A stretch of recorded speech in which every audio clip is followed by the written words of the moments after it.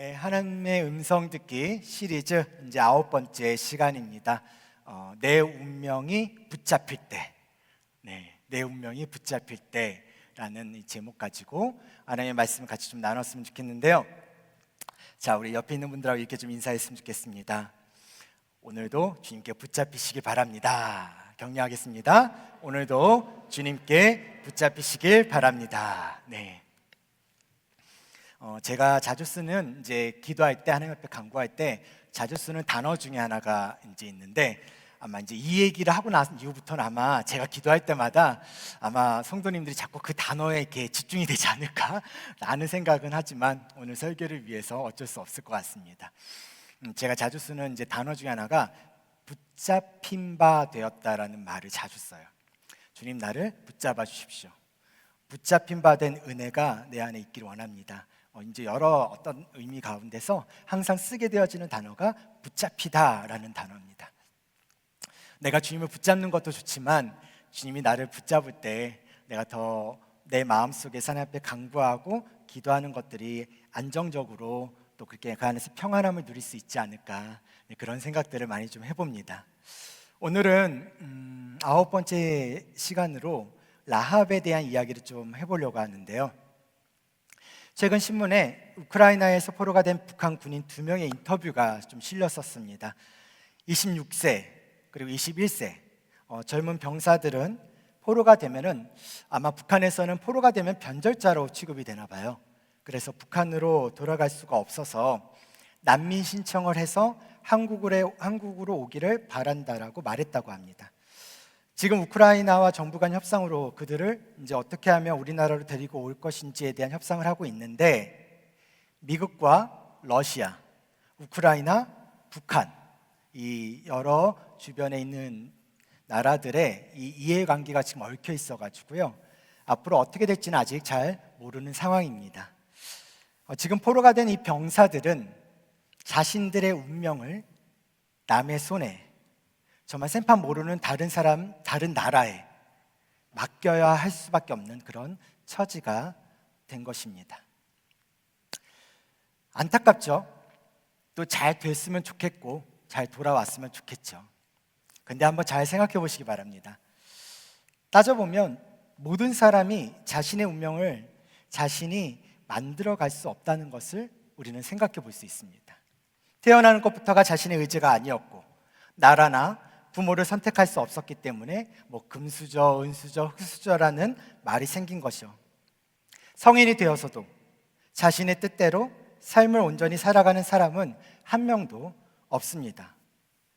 혼자 아무리 능력이 출중하다 하더라도 자신의 능력으로는 할 수 있는 일은 그리 많지 않습니다. 여러분은 어떠십니까?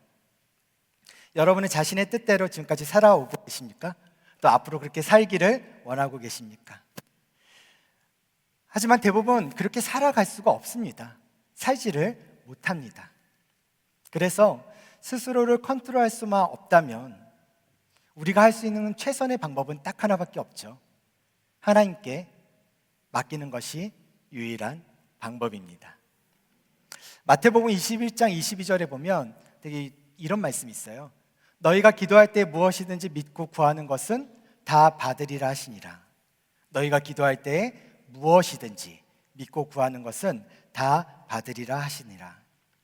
예수님은 제자들에게 기도할 때 무엇이든지 믿고 구하면 받을 수 있다고 말씀하셨는데 이 성경의 구절을 잘 묵상해 보면 이런 생각을 해볼 수 있어요. 사람에게는 무엇을 행할 능력이 없다는 의미로 볼 수도 있구나. 우리 예수님은 사람을 바라볼 때 무엇을 행할 능력이 없는 것이 사람이구나.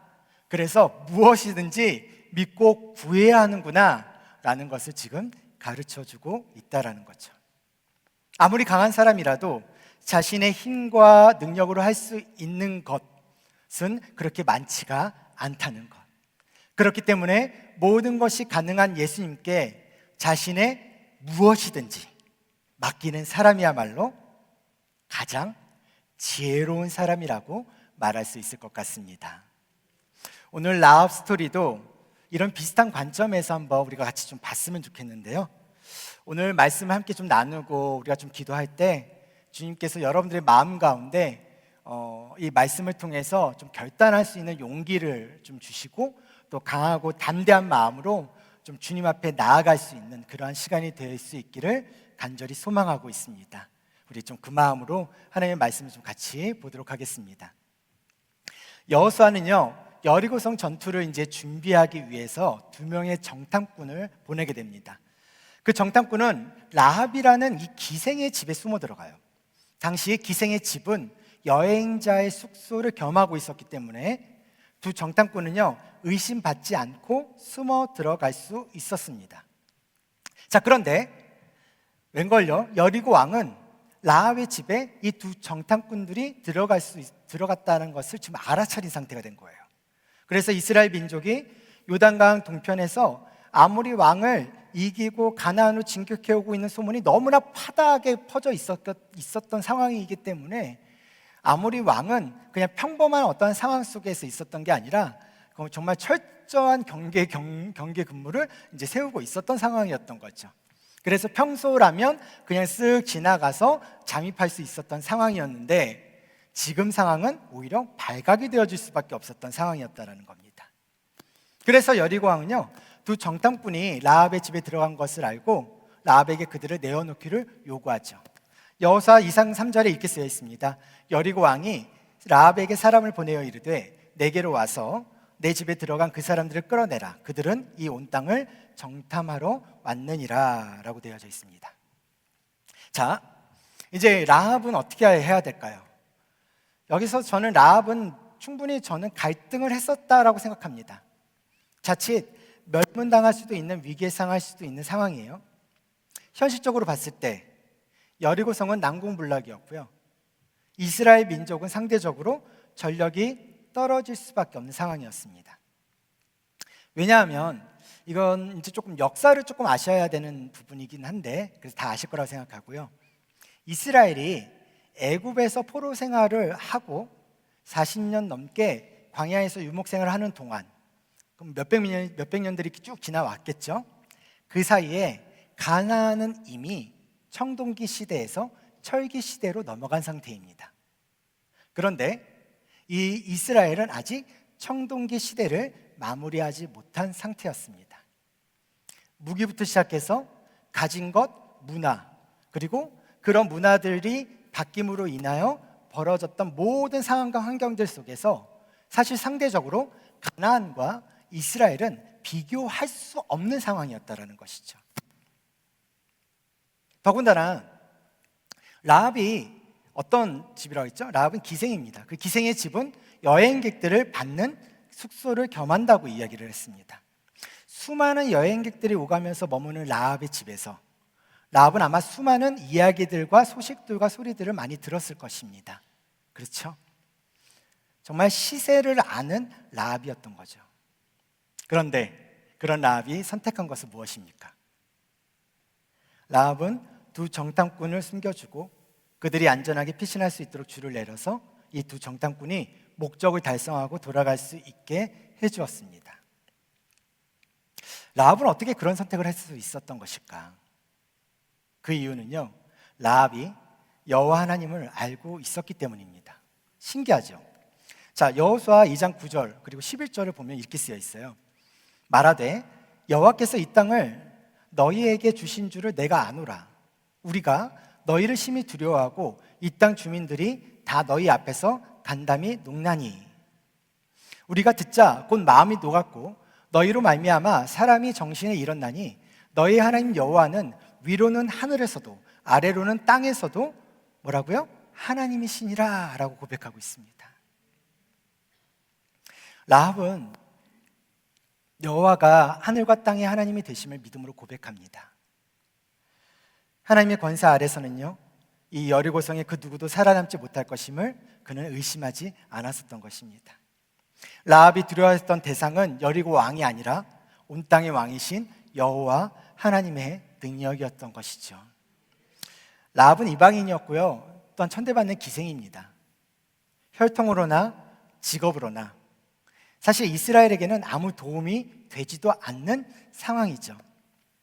그렇기 때문에 내가 아무리 이스라엘로 전향한다 해도 그들이 나를 받아줄까? 라는 것에 대한 망설일 수도 있는 상황입니다. 그러나 라합은요, 하나님 앞으로 나아갔고 그의 신분과 혈통을 뛰어넘어서 이스라엘의 백성이 됩니다. 또한 하나님 편에 선 라합은요, 자신과 자신의 집에 거하는 모든 이들의 목숨을 보장받았습니다. 그것뿐이겠습니까? 하나님을 붙잡음으로써 라합은 훗날 그리스도의 족보에 오르는 영광을 누리게 됩니다. 하나님은 몸을 팔아서 풀칠을 하는 비참하고도 참혹한, 그렇게 보이는 이 인생, 그 인생을 사는 라합을 선택하시고 끝내 사용하시고 이스라엘이 가나안 정복을 하는 그 비전에 성취하도록 그 도구로 사용하셨습니다.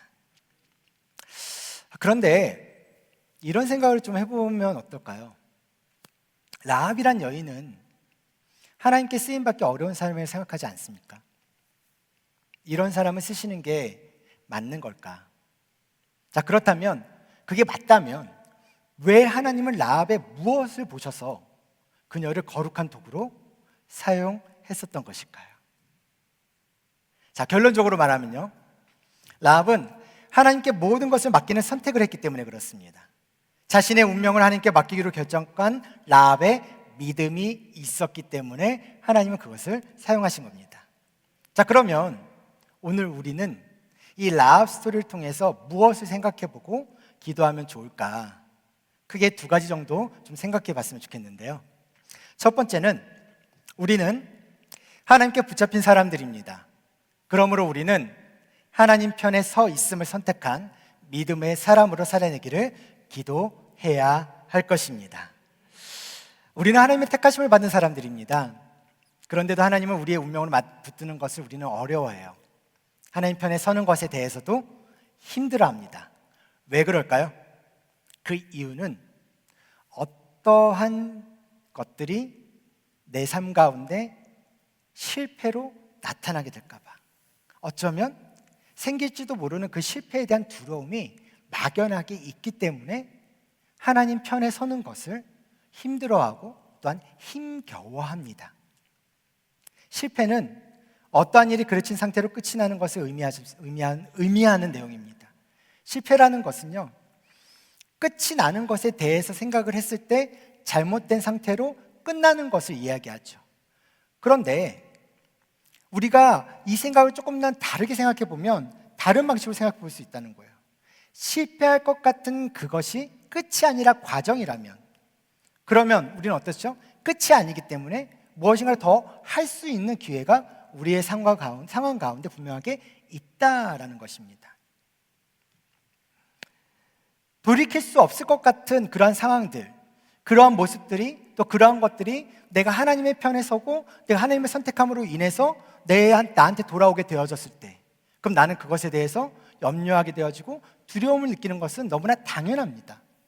하지만 그게 돌이킬 수 없는 것이 아니라면, 그리고 끝이 아니라면, 그 과정 속에서 진행되어지는 그릇된 모습들이나 그 속에서 내가 겪었던 염려들이나 그 속에서 내가 겪게 되어지는, 생각하게 되어지는 두려움들이 어떻다라는 거죠? 결국에는 그것은 나에게 있어서 딱히 그게 중요하게 생각하지 않아도 될 문제였다라는 것을 우리는 비로소 깨닫게 된다라는 것입니다.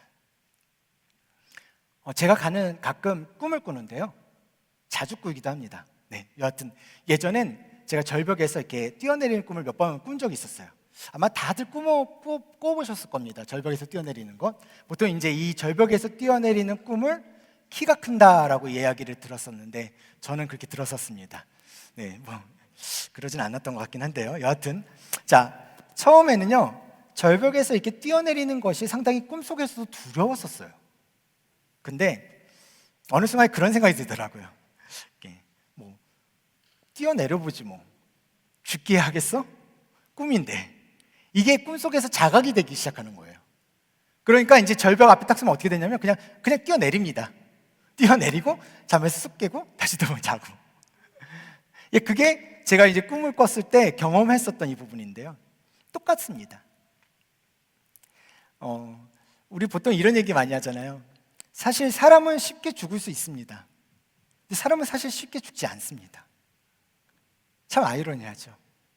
모순된 말 같은데 사람은 쉽게 죽지 않습니다. 그런데 우리는 마치 내가 내일 당장 죽을 것 같은 그 상태, 그 마음이 나를 사로잡음으로 인해서 아무것도 할 수 없는, 다른 것도 어떤 것도 내가 해갈 수 없는 모습으로 내 스스로를 자꾸 짓누를 때가 있다라는 것이죠.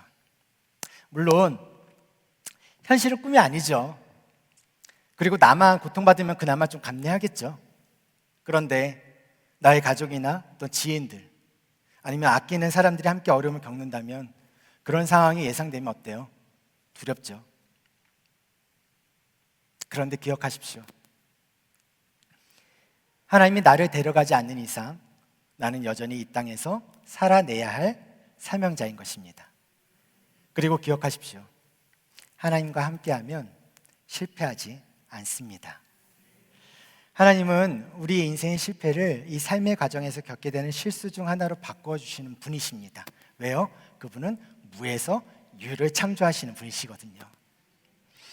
실수는 실패를 의미하지 않습니다. 하나님과 함께할 때 실수를 바로 잡을 수 있는 기회는요, 얼마든지 열려 있습니다. 그러니 하나님 편에 서 있는 믿음의 사람이 되시기를 주의 이름으로 축원합니다. 자, 라합은 하나님 앞에 서 있기로 선택한 믿음의 사람이었습니다. 물론 라합 스토리에서 라합이 두 정탐꾼의 행방을 캐묻는 자들에게 거짓말을 하는 것을 보고 어떤 사람들은 하얀 거짓말이냐 아니냐 이렇게 어떤 윤리적인 어떤 부분들에서 얘기하는 사람도 있는데, 지금 여기에서의 이 스토리가 가지고 있는 가장 중요한 방점은 거기에 있는 것이 아니라 성경이 더 중요하게 보고 있는 것은 라합의 그 행위를 믿음의 행위로 보고 있다는 것입니다. 히브리서 11장 31절을 보면은요, 믿음으로 기생 라합은 정탐꾼을 영원히 영접하였으므로 순종하지 아니하는 자와 함께 멸망하지 아니하였도다라고 기록하고 있어요. 성경은 히브리서 11장 이 믿음장이 열거된 많은 믿음의 선진들 가운데 라합을 포함시키시면서 라합이 두 정탐꾼을 보호했던 행위를 뭐라고요? 믿음의 행위로 인정하고 있다는 것입니다. 그리고 이런 라합에 대한 평가는요, 야고보서에서도 나오는데요, 야고보서 2장 25절에서 26절을 보면 또 이와 같이 기생 라합이 사자들을 접대하여 다른 길로 나가게 할 때에 행함으로 의롭다 하심을 받은 것이 아니냐, 영혼 없는 몸이 죽은 것 같이 행함이 없는 믿음은 죽은 것이니라 라고 기록하고 있습니다. 여기서도 라합의 행위는요, 하나님 편에 서 있는 믿음의 행위였다라는 것을 평가하고 있습니다. 특별히 야고보는 행함이 없는 믿음은 죽은 것이다 라고 이야기를 하면서 그 행함이 갖는 강도가 어떤지를 누구를 통해서 이야기하고 있어요? 라합을 통해서 이야기하고 있습니다. 우리는 역으로 오늘 이 부분을 다시 한번 역으로 생각해 본다면 이런 부분입니다. 라합이 처해졌던 절대절명의 어떠한 상황들, 어쩌면 멸문당할 수도 있는 상황들, 내가 그것을 선택하는 것이 옳은 것인지, 다른 사람들의 신을 선택하는 것이 옳은 것인지, 신에 의해서 싸우는 전쟁의 흐름을 가지고 있었던 당시의 사람들의 그 세계관 안에서 그 신을 벗어난다는 것은 엄청난 결단이고 헌신일 수밖에 없습니다. 아니, 내 목숨을 내놓는 한이 있더라도 그렇게 하겠다라는 것에 대한 발걸음입니다. 근데 그런 라합이 그것을 선택했다라는 겁니다. 행함이라는 것은 미적한 상태에서 행함을 결코 이야기하지 않습니다. 행함은 온전하게 그것을 알았을 때 그것을 내가 믿겠다고 선포하고 고백하는 것입니다. 그리고 그것을 따라 선택해가는 것, 그것이 바로 행함을 통해 고백되어지는 믿음의 발걸음이라는 것이죠. 라합은 하나님에 대한 소문을 너무나 많이 들었습니다. 그리고 그런 과정 속에서 하나님에 대한 깊은 이해를 가지게 되었던 것이죠. 아까도 읽었지만 여호수아 2장 11절 하반절을 보면요, 너의 하나님 여호와는요, 뭐라고 표현하죠? 위로는 하늘에서도 아래로는 땅에서도 뭐라고요? 하나님이시다라고 이야기합니다. 수많은 이 라합이 알고 있었던 수많은 신들이 있었지만 이 신들 위에 있는, 또 이 신들을 받쳐주는 유일한 신, 너희들이 말하는 그 유일한 신이 바로 내가 이제 믿어야 될 하나님이다 라고 지금 라합은 이야기하고 있다는 것입니다. 다시 말해서 자신에게 있는 모든 의지할 것들을 내려놓고 이제는 아직 내 손에 잡히지 않는, 전쟁에서 승리할까 말까를 고민할 수밖에 없는 그런 이스라엘, 그리고 그 이스라엘이 믿는, 이스라엘을 주관하시는 그 하나님을 믿는다라고 고백했다라는 것이죠. 오직 여호와 하나님만이 유일한 참 신이다라는 이 신앙 고백, 라합이 이스라엘을 통해 역사하신 하나님에 대해 들었기 때문인 거죠. 그렇기 때문에 하나님 편에 설 수 있었던 것입니다. 자, 그럼 우리를 한번 좀 생각해 봤으면 합니다. 우리는 지금 어떤가요? 우리 신앙의 수준은 어느 정도인가요?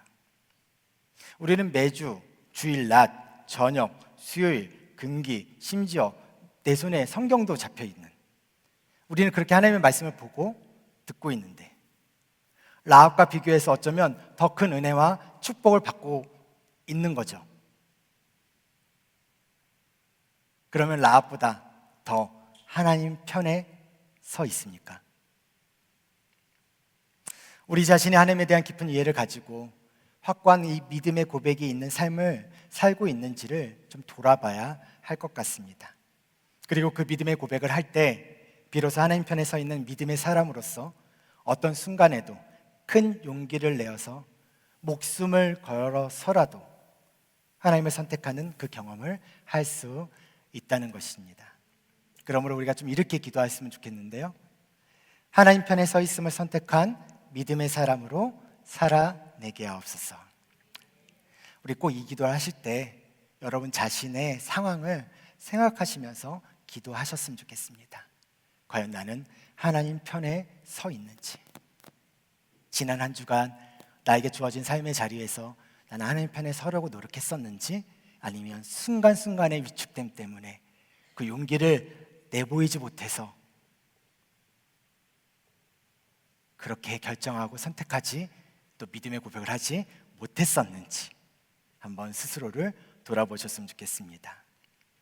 두 번째로는요, 우리는 하나님께 붙잡힌 사람들입니다. 그렇죠? 그러므로 우리는 비천한 인생을 축복된 인생으로 역전시키는 은혜를 누리기를 기도해야 할 것입니다. 제가 조금 전에 나눴었던 성경 구절 중에요, 히브리서와 야고보서, 이 성경 구절이 있는데 다시 한번 띄워주시겠어요?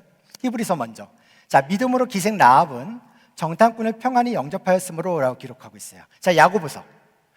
또 이와 같이 기생 라합이 사자들을 접대하여 다른 길로 나가게 할 때라고 기록하고 있습니다. 자, 여기서 공통적으로 라합에 대해 말하는 부분이 뭡니까? 라합이 기생 출신이라는 겁니다. 자, 여기서 질문. 왜 라합의 직업을 여호수아에서뿐만 아니라 지금 신약 성경의 이 두 곳에서 명시하고 있는 걸까요?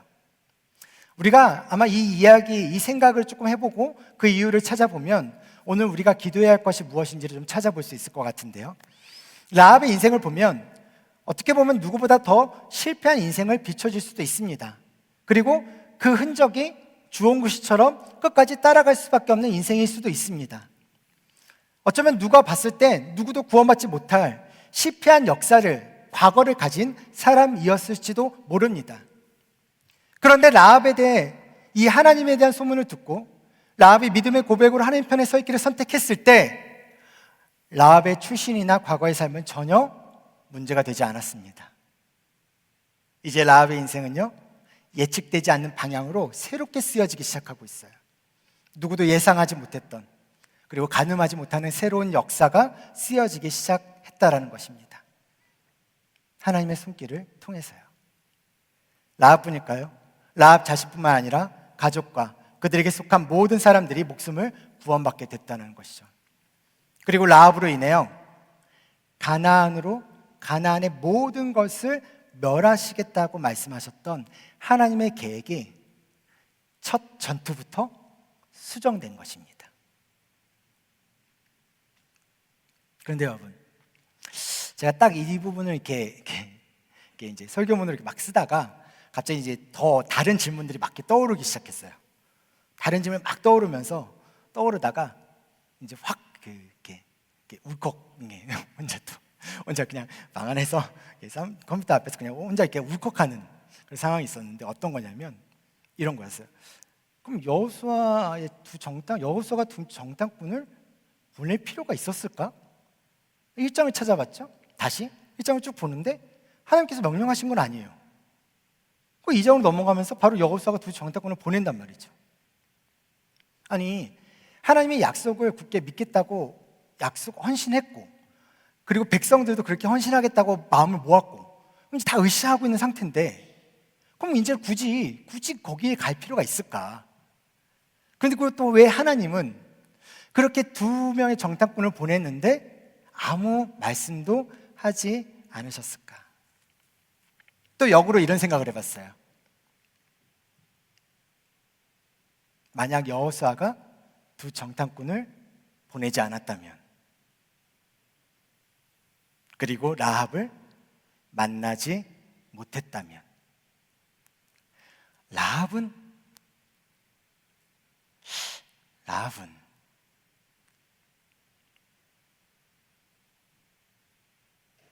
이런 생각이 들면서 이렇게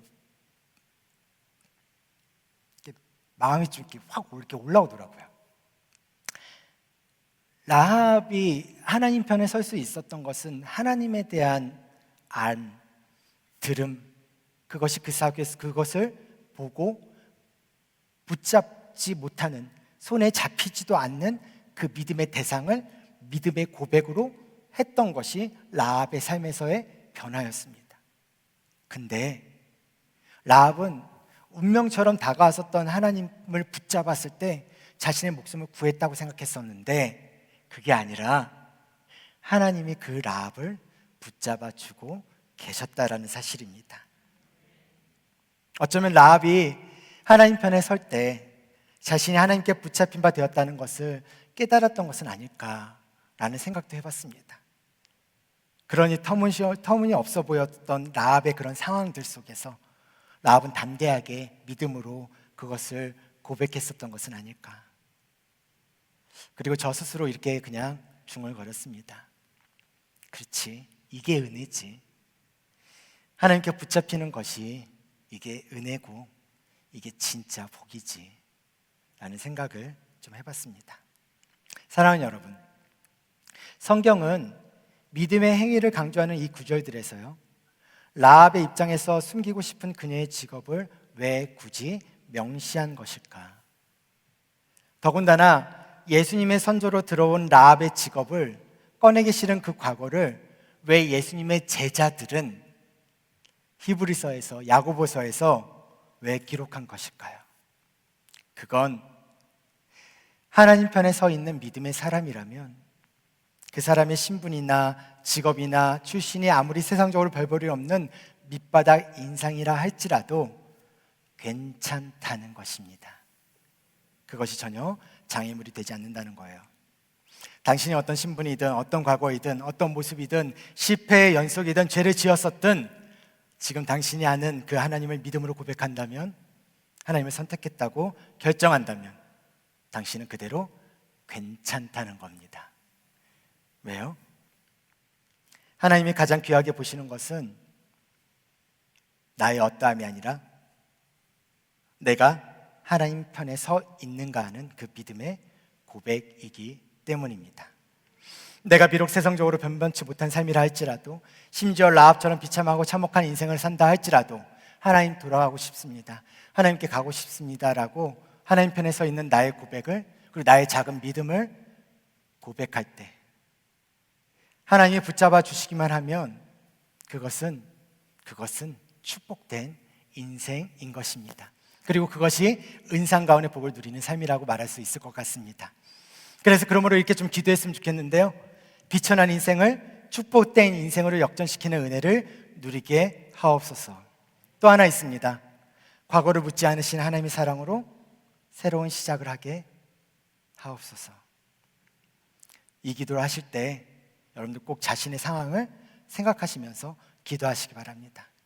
이 믿음의 고백을 할 때 믿음의 기도를 주님 앞에 올려드릴 때 하나님께서 역사하실, 성령님께서 임재하여 여러분들의 마음과 여러분들의 생각을 다시 한번 바꿔놓으실, 담대한 그리고 용기 내었던 여러분들의 모습을 다시 한번 주님 앞에서 새롭게 하여 새로운 역사를 쓰게 해야 할 그 힘을 더해 주실 것임을 주님의 이름으로 축원합니다.